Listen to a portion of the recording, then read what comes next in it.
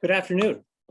I'm Andy Rich. I'm Dean of the Colin Powell School for Civic and Global Leadership here at City College of New York, and I want to welcome you to this very special conversation with General Colin Powell, his American journey from city to the world. It is my privilege to lead a school named for Colin Powell. As most of you know, General Powell was the chairman of the Joint Chiefs of Staff, the highest military position in the United States. He was the National Security Advisor. He was Secretary of State. And in each of these roles, he was the first Black American to hold the posts. Over the course of his extraordinary career, General Powell has been a trailblazer, changing the face of public service leadership and creating new opportunities for those who have come after him in the process. He's done the same here at City College of New York. General Powell is a 1958 graduate of City College. He was born in Harlem, grew up in the South Bronx, and as he will share with us today, as a child of Jamaican immigrants, when he came to choosing a college, General Powell looked to attend the same place that so many of New York City's immigrant children have chosen for generations, the City College of New York. In 2004, when General Powell was finishing his service as Secretary of State, now almost 18 years ago, he came back to this place that had helped him get his start. I was privileged, along with now CCNY President Vince Boudreau, to be involved in the early days of what was then the Colin Powell Center, a place to support student leadership development and campus community engagement. The college started the center to honor General Powell, but when General Powell saw our work and he met with the students we were serving almost 50 years after he graduated, he recommitted himself to this place, and he has not wavered since in his commitment to his alma mater. 8 years ago, the Colin Powell Center became the Colin Powell School for Civic and Global Leadership, the college's School of Social Sciences, and home of CCNY's public service and leadership development programs. We now have almost 4,000 of City College's 15,000 students, and we're now the largest student division at the college. We do this under General Powell's leadership, his leadership of our Board of Visitors, his leadership in raising support for the school, and his leadership in raising the profile of the college, and we're honored to do our work under his name. City College proudly does today what we did for General Powell in the 1950s. We provide an outstanding education for all people, and especially the young people of New York City. Immigrants, most the first in their families to go to college, we provide a first-rate and an affordable education and a true springboard to opportunity. CCNY leads the nation in providing social mobility for its students, making sure that our graduates end up financially and professionally better off than where they started. That's a big deal. And that is our singular student focus at the Colin Powell School. Put in more concrete terms, making sure that every student has the support, the investment, and the opportunity to graduate with a career-starting job. Today, General Powell will be in conversation with his daughter, Linda Powell, an actress and a philanthropist, and a stalwart member of the Colin Powell School Board of Visitors from the very beginning. As is true for many children of CCNY alums, she loved this place before she even ever got to lay eyes on it. From the stories of her dad and the opportunities it brought to their family, Linda is as devoted to CCNY as her dad. We're grateful for that and for her leadership and commitment to our students and to this school. So I want to turn it over to them. I just want to make note that we are recording today's event. Now it's my honor to turn it over to General Colin Powell and Linda Powell. They'll be in conversation for about 50 minutes, and then we are joined as well today by CCNY President Vince Boudreau, who will share remarks at the end. Linda, General Powell. Thank you so much, Dean Rich. And I just want to say how excited I am because Dean Rich told us about all the different groups that have signed on today, all the students, all the professors. We hear we've got ROTC in the house. We hear we've got alumni, which is a very important part of our community. And we're glad to have you with us, especially the class of 1958, who share that date with the general. And I'm excited, Andy, that you've given me the chance to grill my father, and he can't do anything about it.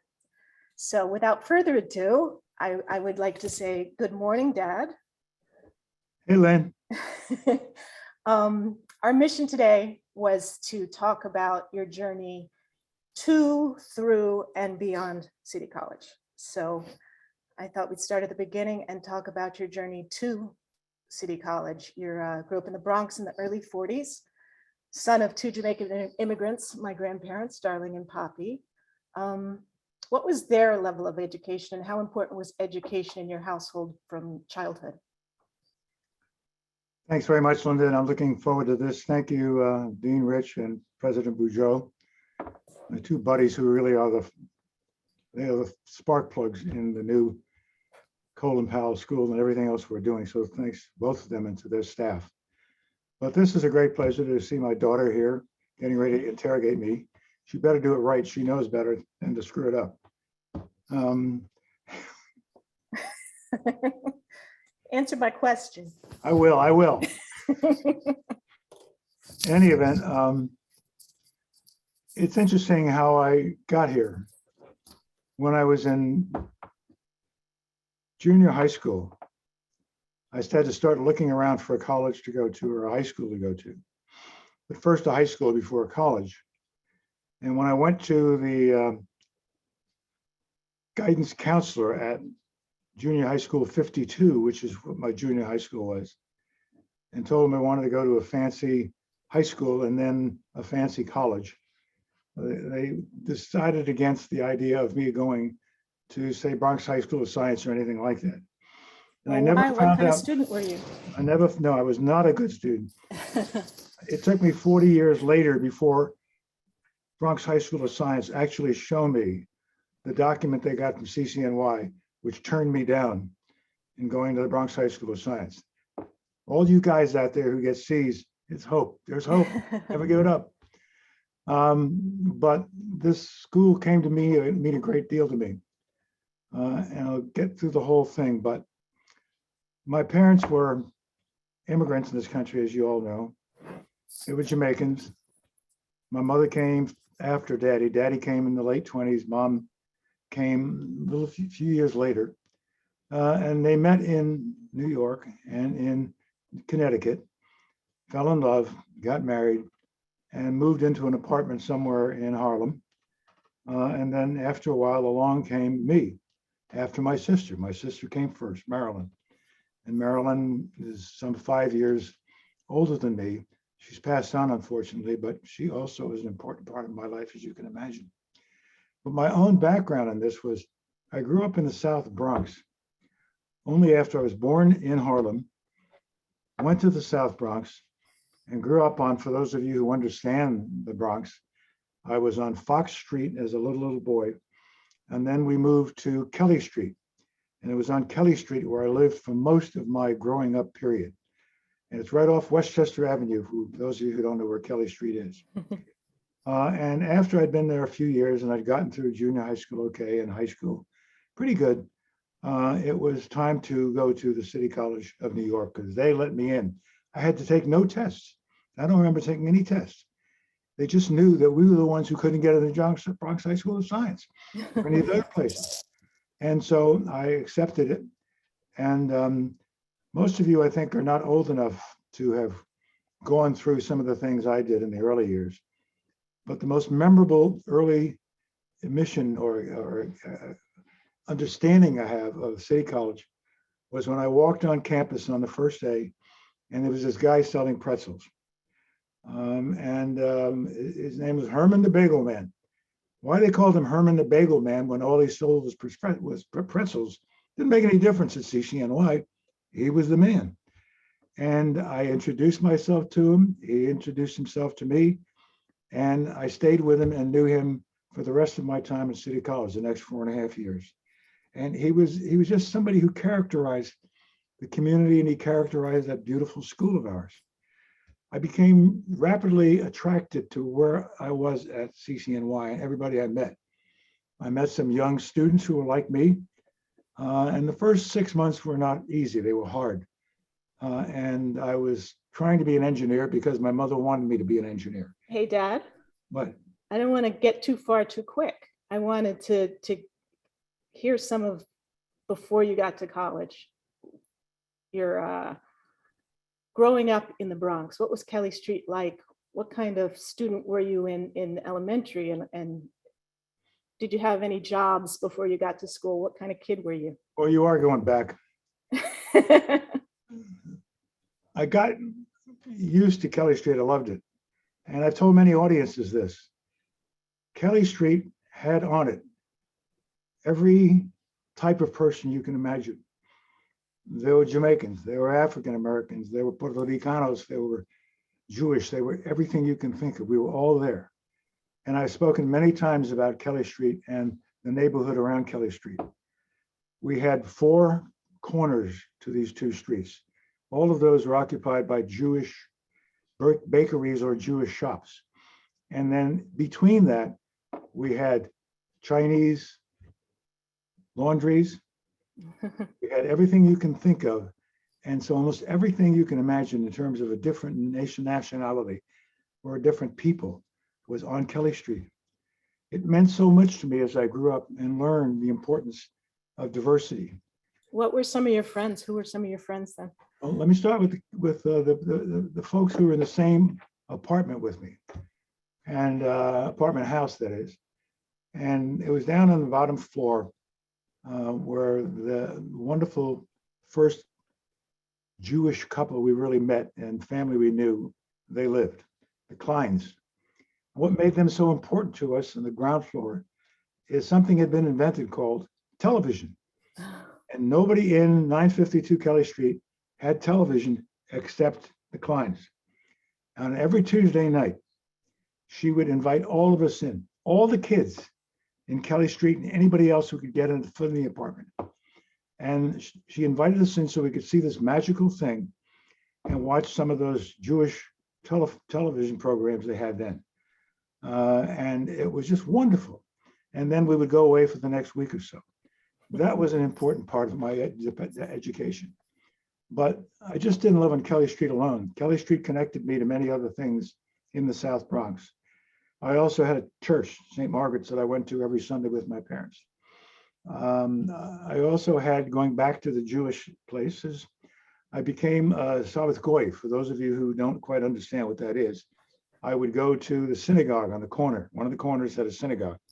And I would go there every Friday night and help them go through the rituals they had to get the lights on and the candles off.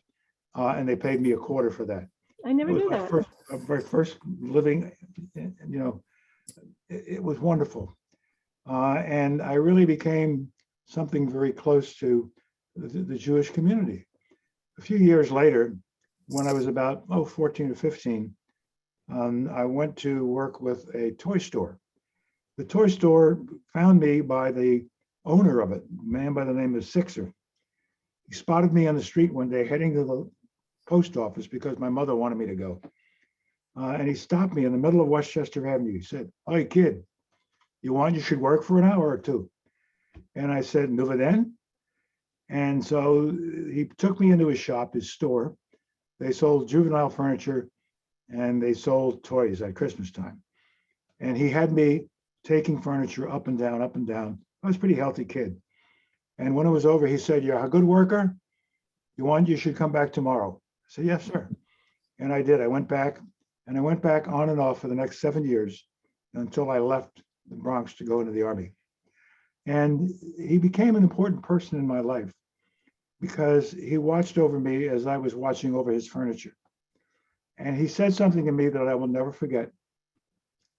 I never had to write it down. It was one of the most important things I'd ever heard.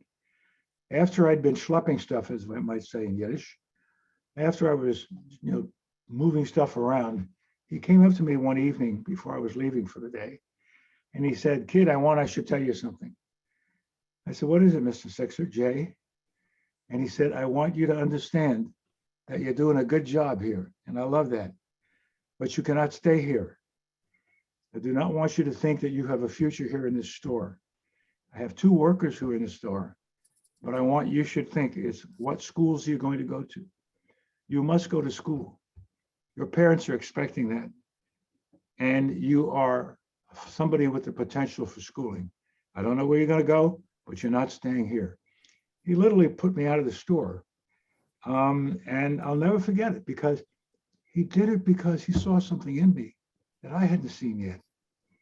He saw something in me that not a lot of people in my community knew, that this guy thought I could make it. Well, What you did he said know? that he said your parents are expecting it. Do you think your parents, did they expect you to go to college? I mean, like growing up, I always knew Oh, going yeah, to yeah. No, college no, was oh, not no. an option. Was that Oh, true no. when you were growing up? Yeah, they expected me to go to college. My sister was ahead of me and she was already in college when I was getting near college age. And she's going to Buffalo State Teachers College up in the upper part of the state. And she had money for, getting into college and being there. I didn't have that much money left in the family. And so I was worried about that. And what am I going to do? And speed up a little bit. I found out I can get a city college in New York without ever even taking an exam. That's me, man. This is what I want. I'm loving this. But just growing up in the South Bronx was a great experience for me because I saw all these different nationalities. I saw us all getting along. I saw what it could be when you have a library, you have a church, you have good elementary schools where you learn in those elementary schools, good junior high schools, and then finally I got into Morris High School, the place where they had to let you in.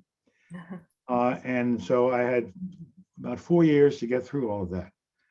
And then finally, when CCNY came along, All public schools, right?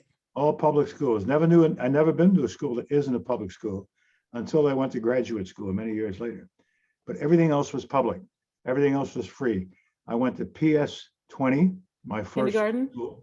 It's on Fort Apache's first terrible street, we called it Fort Apache. It was kindergarten, but that's all I remember. It was kindergarten. From there, I went to PS 39 for my elementary school training. It was on another Kelly Street, a further lower down Kelly Street.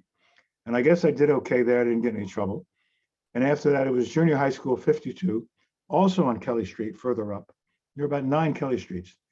And then finally, after that junior high school, I went to high school, which was a little bit further away. And that was Knowlton Junior High School. The thing had an actual name, JHS 52, Junior High School 52.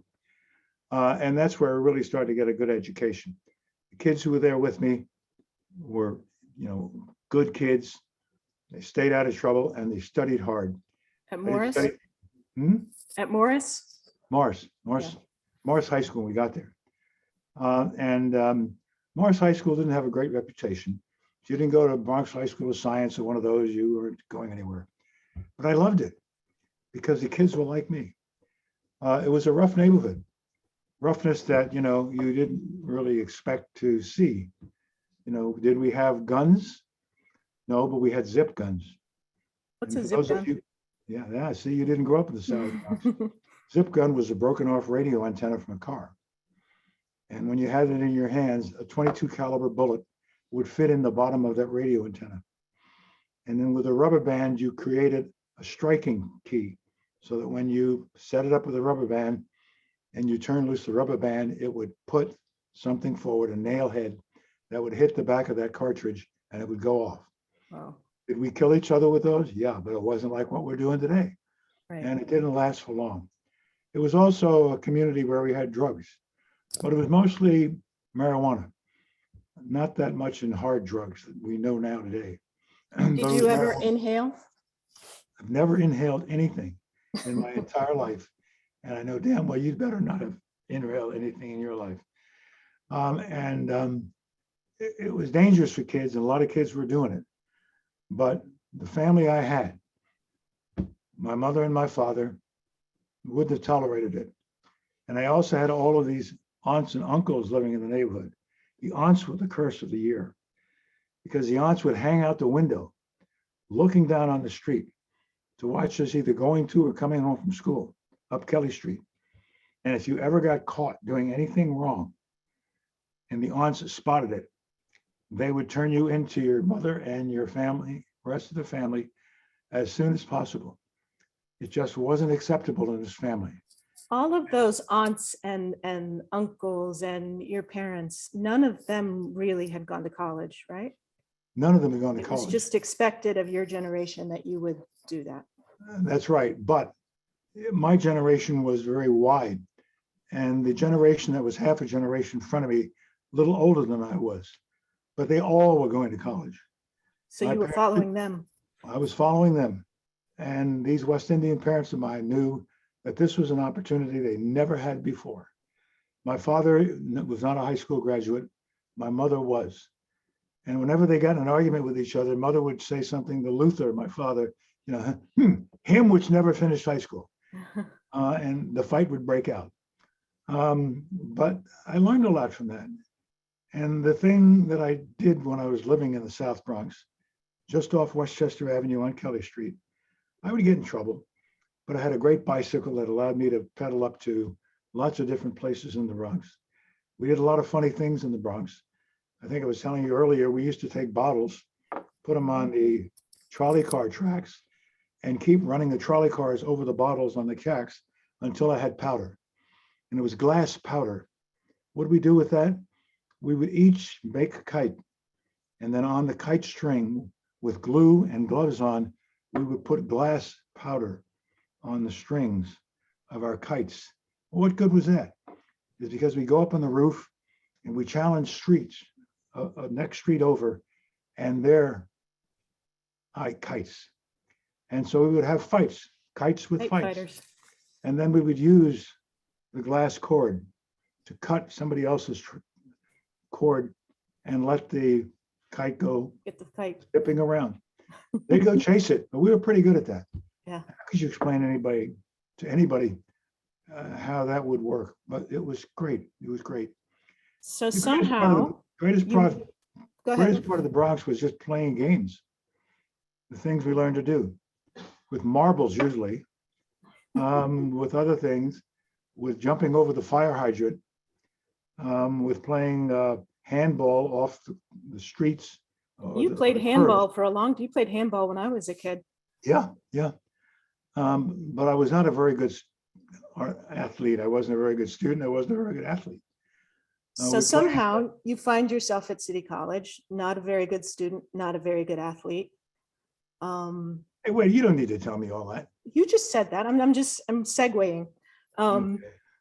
So you find yourself there and you start to notice the ROTC on campus. You start to notice people like Ronald Brooks and you think, okay, maybe that's a place for me. How did that come about? It came about after I discovered that I wasn't doing that well in college, my first semester. My mother wanted me to be an engineer. And I thought about it and I didn't think I could do it. But I was going to give it a shot because my mother wanted me to give it a shot.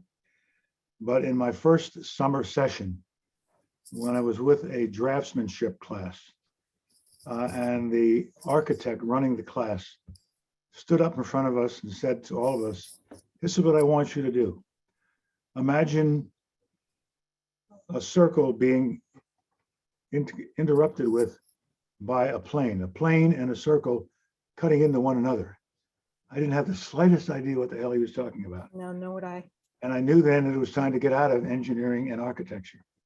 And so I did. I went and reported myself in to the cadre, as we call it. And by then I had learned something about the military more than I knew. You got to remember, I grew up in a period of war. I was a young kid during World War II. Then when I got out of that and that was over, we had the Cold War come upon us. And then we had the Korean War. And then after the Korean War, we had the Cold War. I lived through all of those. So I knew military stuff. I knew the importance of military service. And I also knew that I was going to be drafted. I was going to be drafted. So I decided to try ROTC, see if I could make it. And they wouldn't draft me. I'd go in of my own volition. And lo and behold, I went in there and the people who were in charge of me there were sergeants and some officers. The senior officer was a West Pointer and he was in charge of all of us. And the one thing I learned real quick was there's no such thing as a C in ROTC. If you can't get A's, we don't want you. If you can't discipline yourself, you ain't going to make it. If you don't do exactly what you're told, you're not going to make it. And so I was learning military discipline from month 8 on. And it struck me, hey, I can do this. This is something I can do. And I had a lot of kids that I knew that were coming back out of the Army.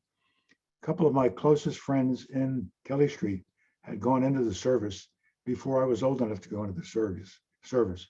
One went to the Marine Corps, the other one went to the Navy.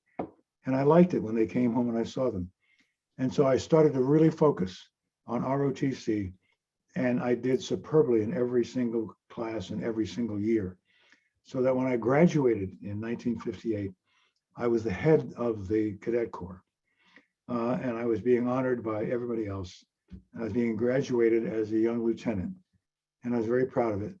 And I got my commission from CCNY on a date right after the day I was graduated from CCNY. And so I was really charged.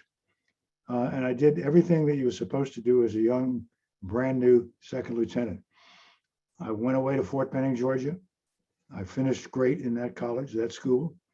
I then went to the Army and I went to Ranger School. I became a paratrooper. I finished basic training, and I was off to a great start in the military. And they knew it. Whenever friends always say to me, oh, your dad went to West Point, right? So when did your dad graduate from West Point? And I'm like, nope, City College of New York. I mean, at that point, when you were there, the ROTC was one of the biggest ROTC programs in the country, wasn't it? It was.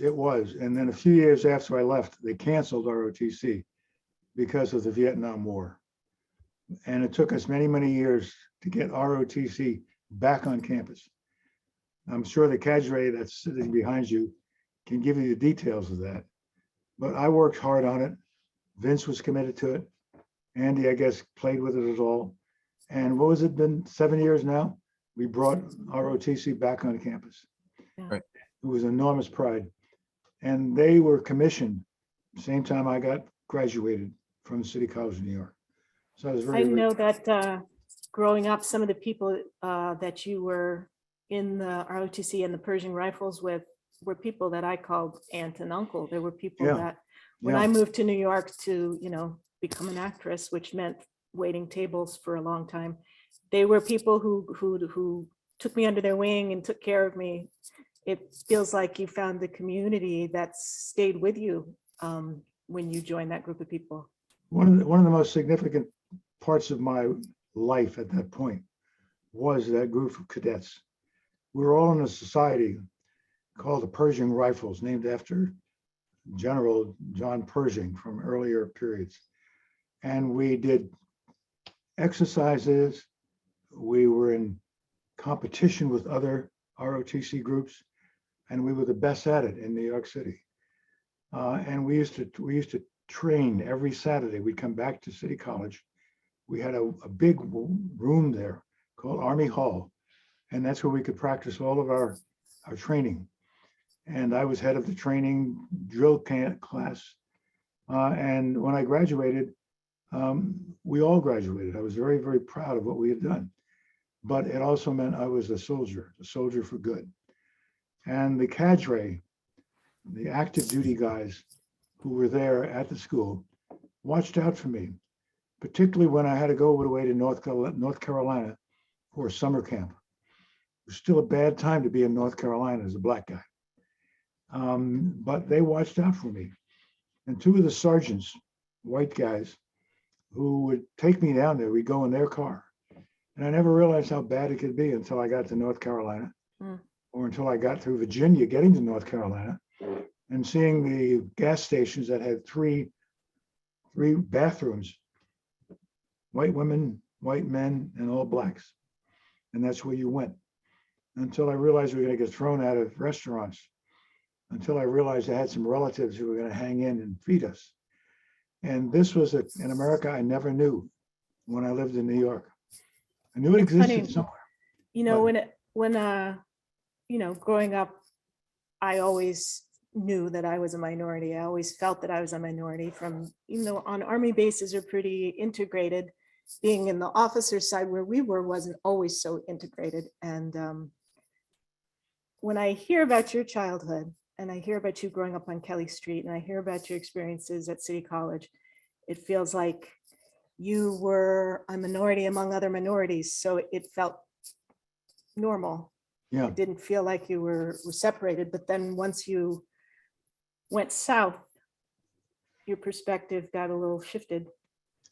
that true? Yeah, but you didn't really know, you were so small, you didn't really know about that because you never left. No, it's more what Oh. I've read about.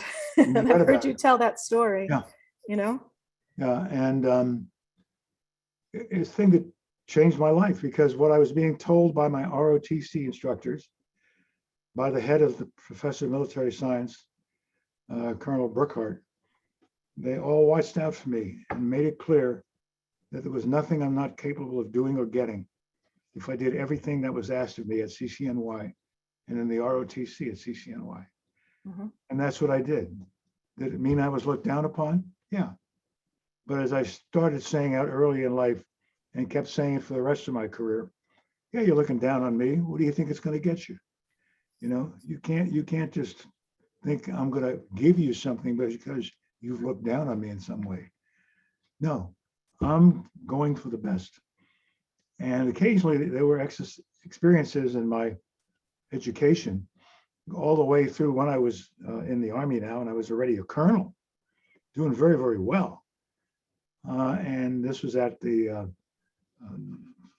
back at another college here, At the War College? the War College. And what got it was that I was called in one day in one of my classes, and they said to me, you know, you're going to be one of the first guys to get command of a brigade. It's 3,000 soldiers.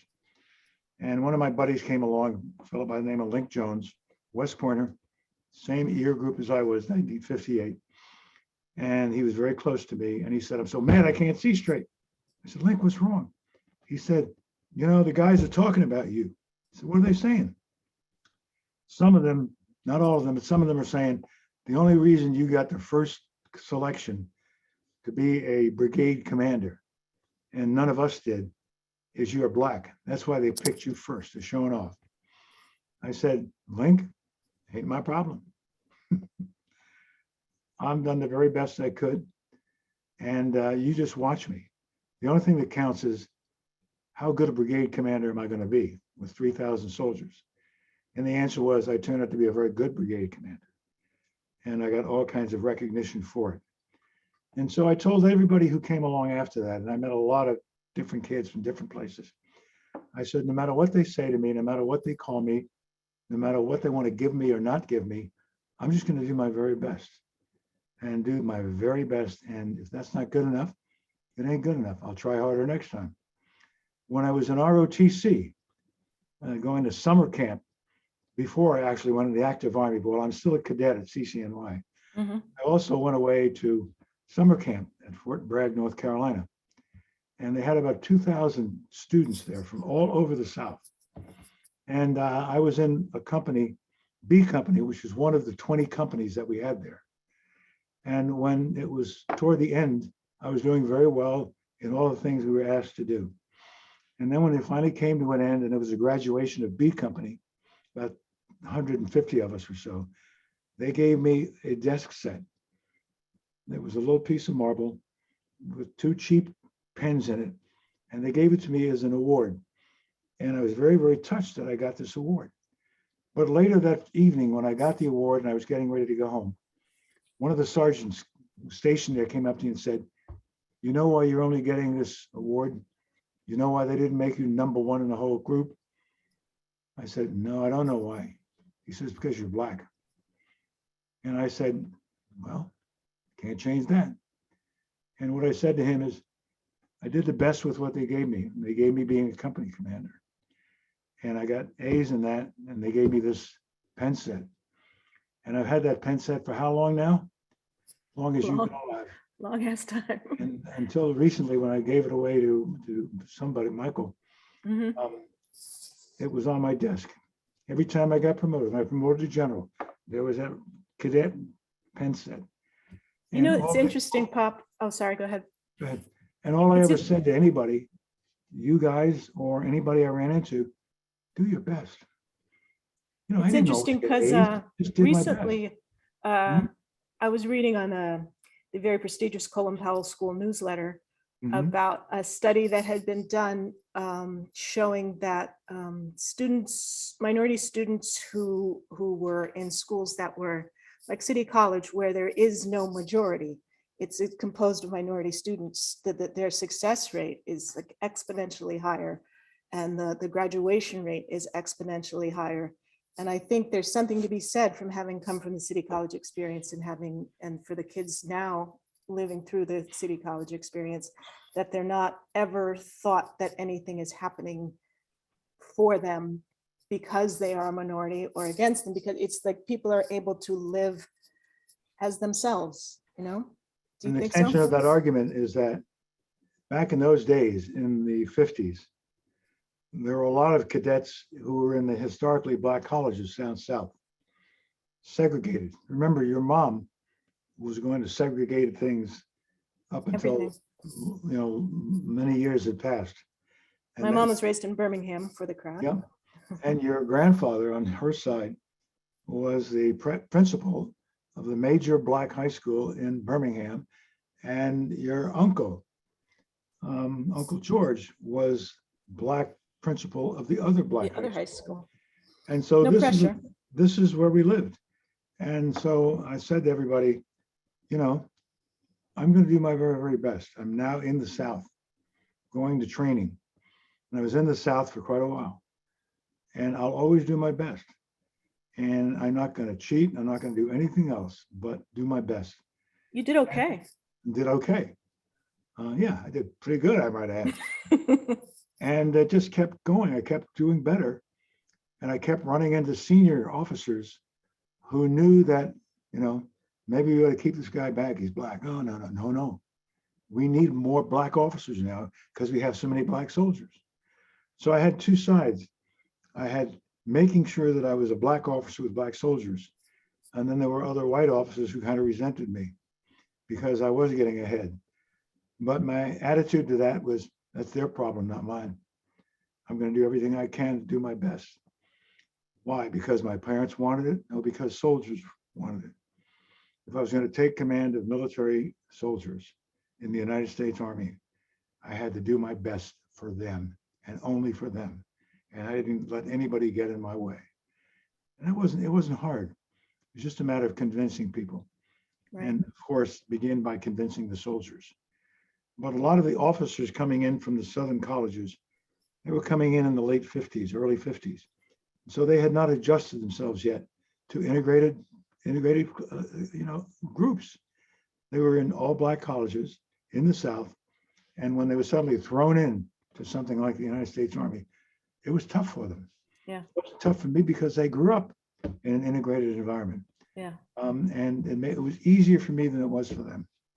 And I had a better education than most of them were exposed to. But a large number of them made it. They did very, very well. And a lot of them were ahead of me. They were older than I was. Paving the way. They became senior black officers before I did. And they would always turn around and look to make sure I was doing okay. You have to take care of people. Mhm. And I learned that early on as a soldier. That's what I'm doing, taking care of soldiers.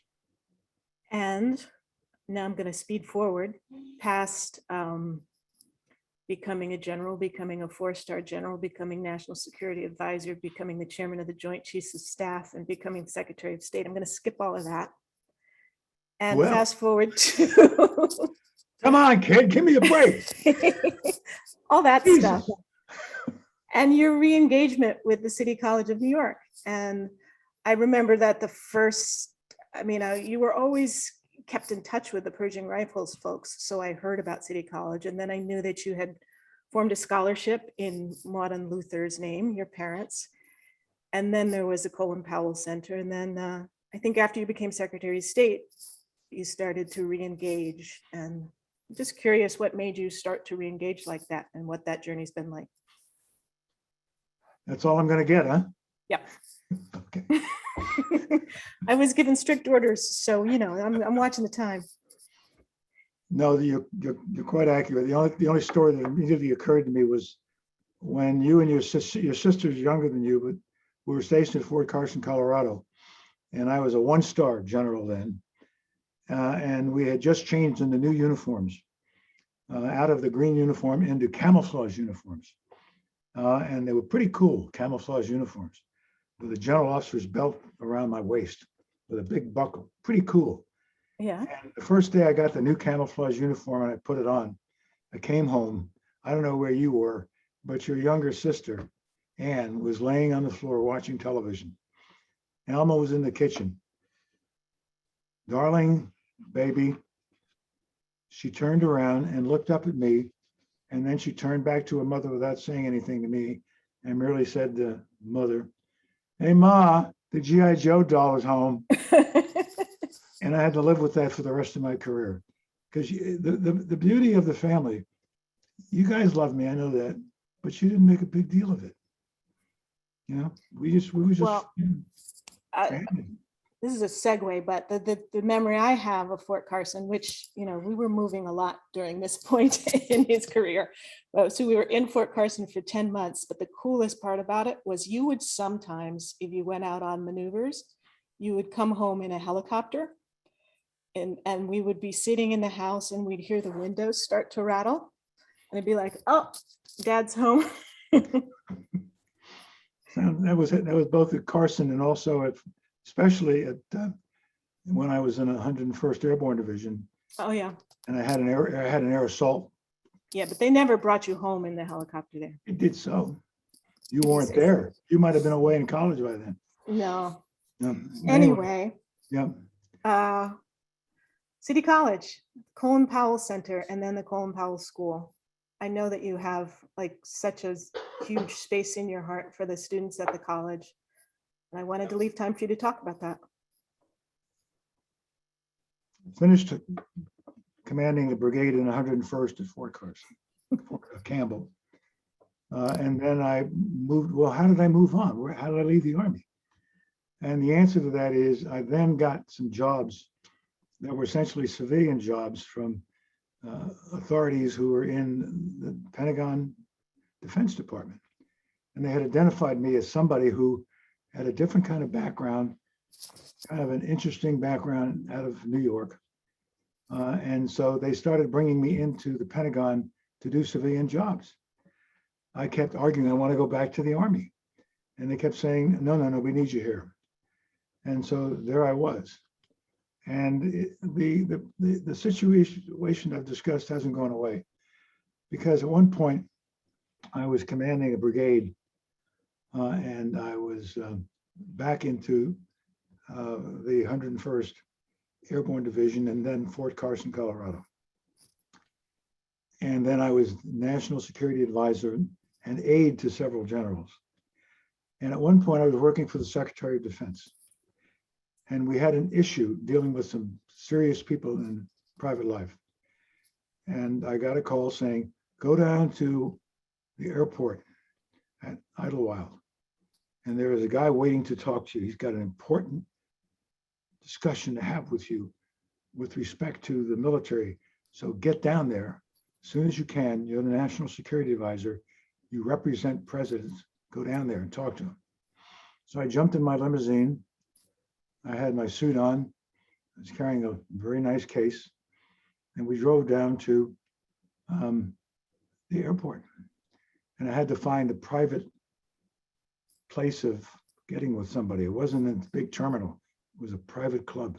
Mhm. And so I walked into the small part of the airport and started looking around for the guy who was looking for me. And I kept looking and I didn't see anybody.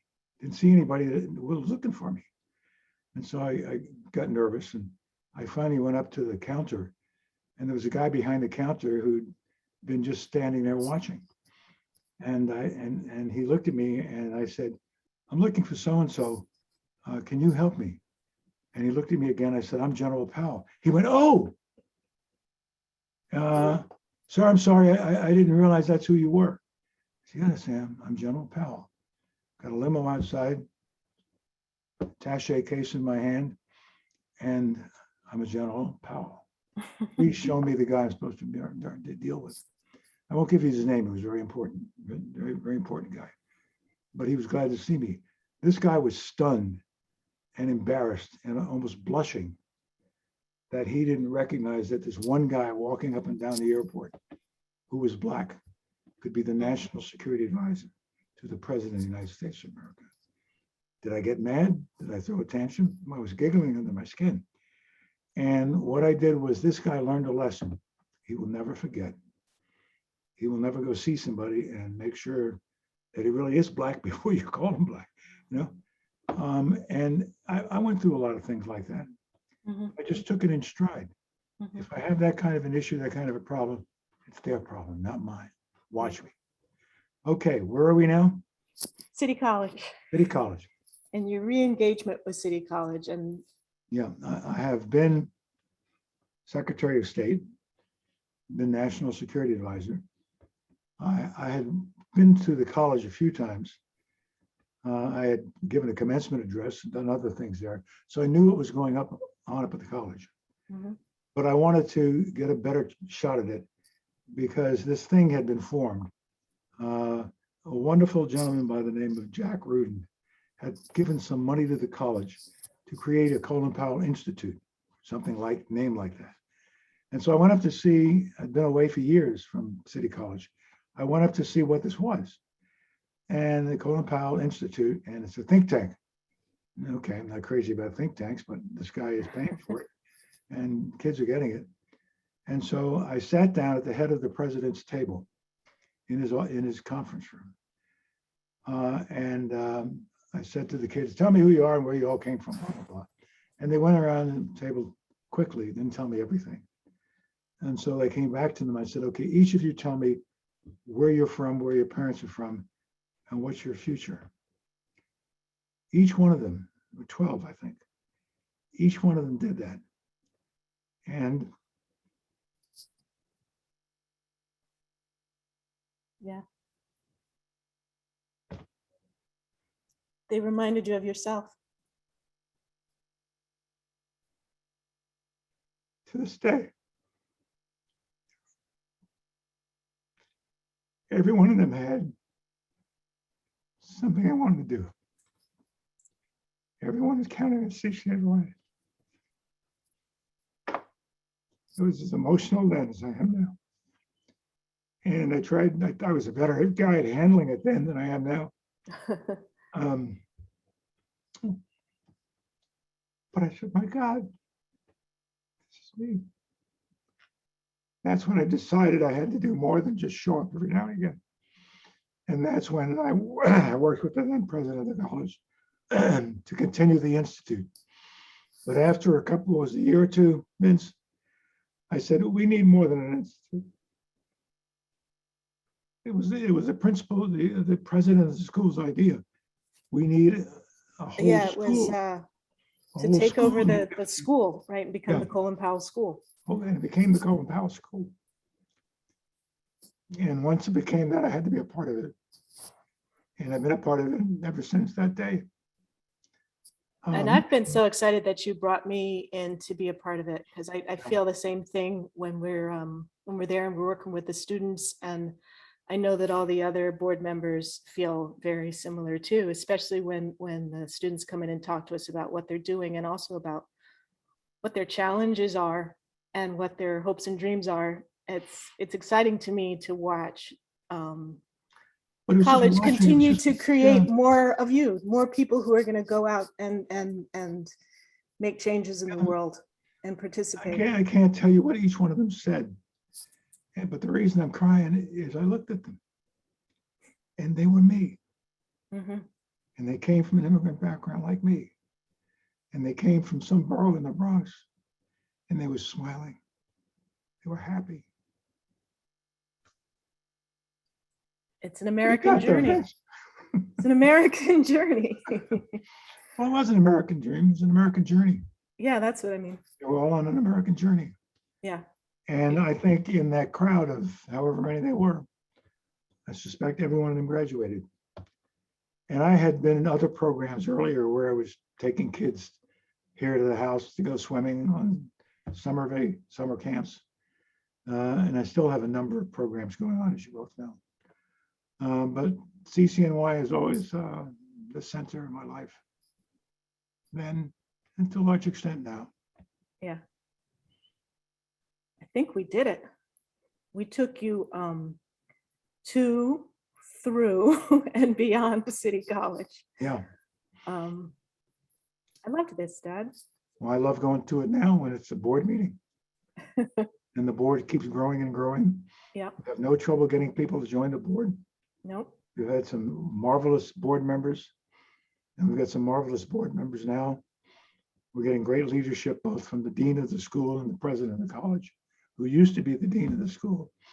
We had a little trouble squeezing him into the presidency, but he was so good. Okay, okay. Too much inside baseball. He can tell you that story when the time comes. He and the dean can tell you. And both of them are doing fabulous jobs, not only for the college, but for the Colin Powell School. Yeah, it's great. And one more story. You got time? Yes. It's short. It's short. Yeah, 5 minutes. When I come up to the board meetings, I try to come up half hour early. I couldn't get up there much earlier than that.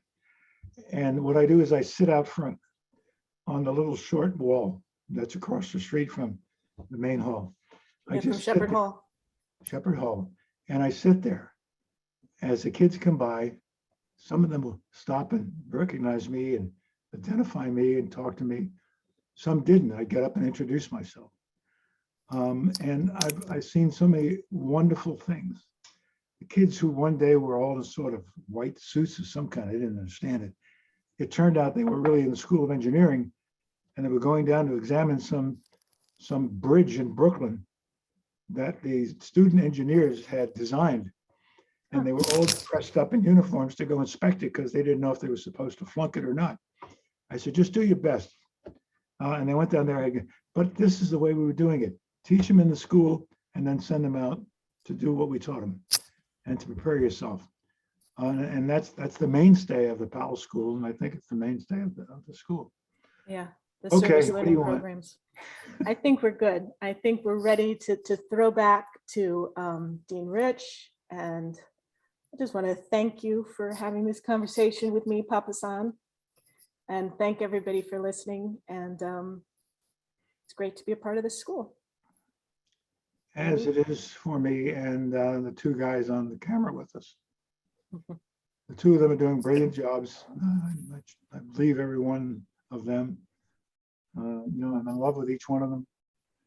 As long as they keep it up. Don't make me fire you. I can't do that anyway. General Powell, Don't threaten. thank you so much for those remarks. I did not know I was going to need to bring a tissue. I'm glad it was really powerful and meaningful. Don't ever be for all ashamed of of us. doing that. Don't ever be ashamed of doing that. Thank you. Thank you very much. And Linda, thank you very much for leading us in this conversation. This is Thank you all. just incredibly moving, and it's the story of City College and the story of our students today, and that makes it so powerful. I will say one meaningful story, and someone was texting it to me while you were talking, is the memory also of you coming to every commencement we've had since the Colin Powell School was created, and shaking every graduate's hand, and the thousands of students who remember that and have pictures from that moment, and how much it mattered to them to understand that you were there for them. There's another emotion that's in me when we get talking like this, and that number of my classmates and fellow ROTC cadets were killed in Vietnam. The count is either 3 or 4. And that was hard to do, hard to lose.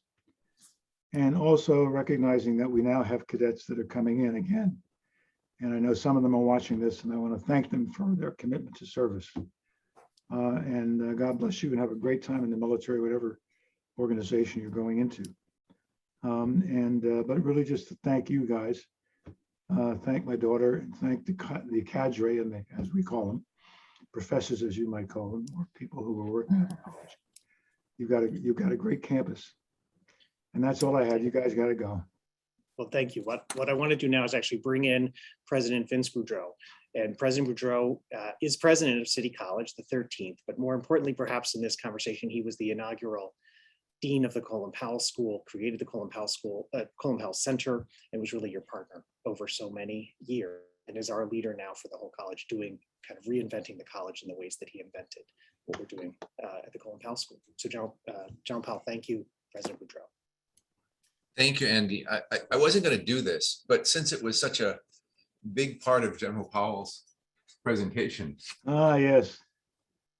That's the very first meeting that he was describing. This is the inaugural class of Colin Powell School students. Mm. This picture is at the center of my wall because it was so important. I mean, I think not just to your re-engagement with the campus and certainly the life of the Colin Powell School. And you were But the I dean said- then? I was not the dean yet. I was just I believe I was an assistant professor or an associate Sorry, of professor. course. Yeah, still climbing the ranks. Mhm. But what I think it's forget, last year we gave out over $6 million in scholarship support. We gave out $1.5 million in emergency support. But on that day, when General Powell met what was the first cohort of Colin Powell Fellows, we were giving out scholarship support a little bit. But it was typically a kind of a cash transaction. You know, a student who had a certain GPA or a certain level of need would get some money. I think we were giving out, you know, something under $500,000 a year. There was nothing on campus like the Colin Powell Fellowships.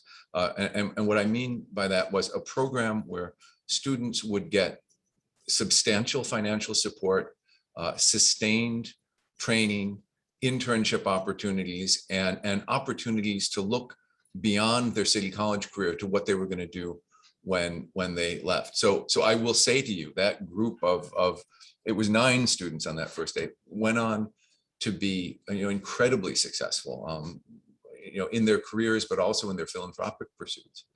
But that was the start, really, of an evolution in City College, where now when students come in, we are able to say, you know, what is your leadership training going to be? What is your internship experience? Where are you going to study abroad?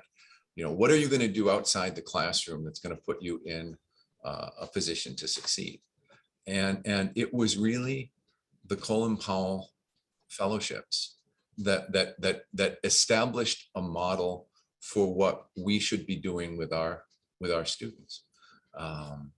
And so what I've said to you before, and I'm happy to repeat it here, you changed your alma mater, you changed the way that we approach student success, you changed the way a student should look at the college and what a student can reasonably expect from their city college experience. You know, we hear, especially in this position that I'm in now, and I spend a lot of time with alumni that came through the college, you know, at various times, 1940s, 50s, 60s, and something I have heard less and less, but it was quite common early on, was a distinction between the old city college and the new city college. And you said today, and you said it before, you looked at these students and you saw yourself. And the message that we are able to say, largely because of what you've done to transform the college and the people you've brought with us, Linda, you know, and the other folks on your board and on other boards and our supporters, is that there is no difference between the old city college and the new city college. I'll give you one reason to believe me when I say that.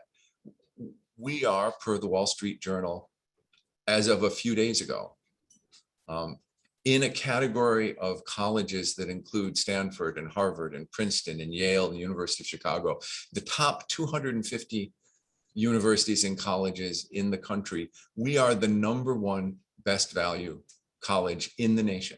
Not top 10, not top 1%. We are the single best value education. And what they do is they take how much a student pays and the quality of their education. They put those two things together. And that's what City College has always done. You said in describing your experience with your first boss in the toy store, maybe not your first, but you said he saw something in me. And I think this also is our job at City College, to see something in students that maybe get overlooked in other places, to identify the potential in a student. And the reason why the work that you undertook at City College is so important is in that moment, in the early 2000s, when you met your first cohort of Colin Powell students, the average City College student worked an average of 30 hours a week. And I remember as a faculty member at that time thinking, we have no idea what the potential of our students are. There's no conceivable way that a student who is spending 30 hours making money to support their families or pay for their education or get subway fare to get back and forth from the outer edge of Queens to the City College campus, we have no idea how good they would be. And so with your guidance and working alongside Andy and everybody on the board, we thought the very best thing we could start to do with these Colin Powell Fellows is invest in liberating their attention and their time so they could concentrate on becoming the people that they were going to become. And it started with the Colin Powell School, but you can today look across the college and find programs that have dedicated themselves, not just to putting money in the student's pocket, but to combining that with internship opportunities, leadership development opportunities, laboratory research programs. But it started with the Colin Powell Fellowship Program. And when you see your college today, when you see what we're able to do for our students, you should see in that a college that was transformed by the work that you put into developing the Colin Powell Center and the fellowships and everything that came out of it. So I want to say it has been a true pleasure to listen to you today, Linda. Thank you so much for taking us through that journey, for your insights into what questions to ask, and your temerity in interrupting your father. A joy to listen to this. But I will say it has been my greatest privilege, General, to work alongside you, and a huge opportunity. I know the world is filled with people who will tell you that they've learned this and this and this and this from being near or under or alongside General Colin Powell. And I will say, working with you has been the opportunity of a lifetime. And so on behalf of the college, but speaking very personally, I want to thank you for today, and thank you for everything you've done since the day you came on to campus and rededicated yourself to the Colin Powell Center and City College. It's meant the world to the campus, and it means the world to me. So thank you.